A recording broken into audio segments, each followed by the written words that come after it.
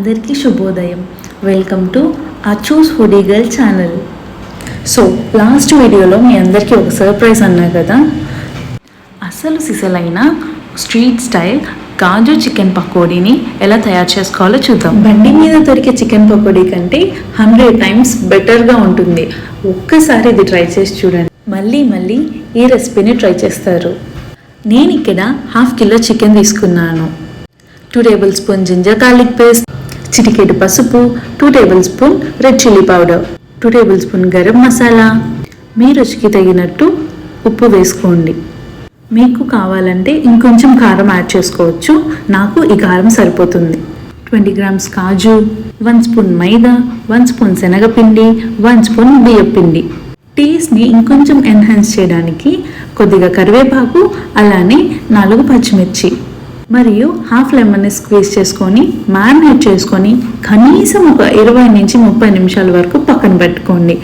ఇప్పుడు పొయ్యి మీద బాండీ పెట్టుకొని డీప్ ఫ్రైకి సరిపడా ఆయిల్ని పోసుకోవాలి.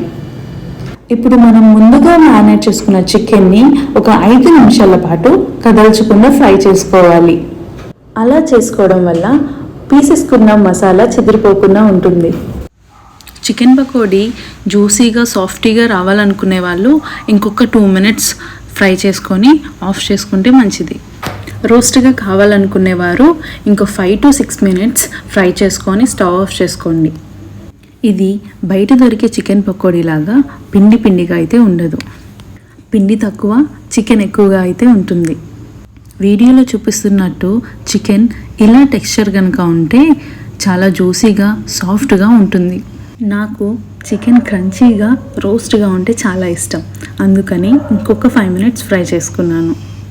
ఎంతో ఈజీగా చేసుకునే street style kaju chicken pakodi అయితే రెడీ అయిపోయిందండి. మీరు కూడా తప్పకుండా ట్రై చేసి ఎలా వచ్చిందో కింద కామెంట్ చేయండి. So let's discover the flavours of Bharat సిరీస్లో మష్రూమ్ కర్రీ రెసిపీ కావాలని కొడాలి శ్రీకాంత్ గారు కామెంట్ చేశారు. నెక్స్ట్ వీడియోలో ఒక డిఫరెంట్ స్టైల్లో మష్రూమ్ కర్రీ రెసిపీని ఎలా చేసుకోవాలి అన్నది వీడియో అప్లోడ్ చేస్తాను. కాజు చికెన్ పకోడాకి ఫైనల్ టచ్గా మసాలా కారాన్ని లైట్గా స్ప్రింకిల్ చేసుకొని పచ్చి ఉల్లిపాయని నిమ్మకాయ స్క్వీజ్ చేసుకొని చికెన్తో తింటే ఉంటుంది చారీ గారు. Thank you so much for watching. For more such recipes please do like, share and subscribe my channel Achus Foodie Girl.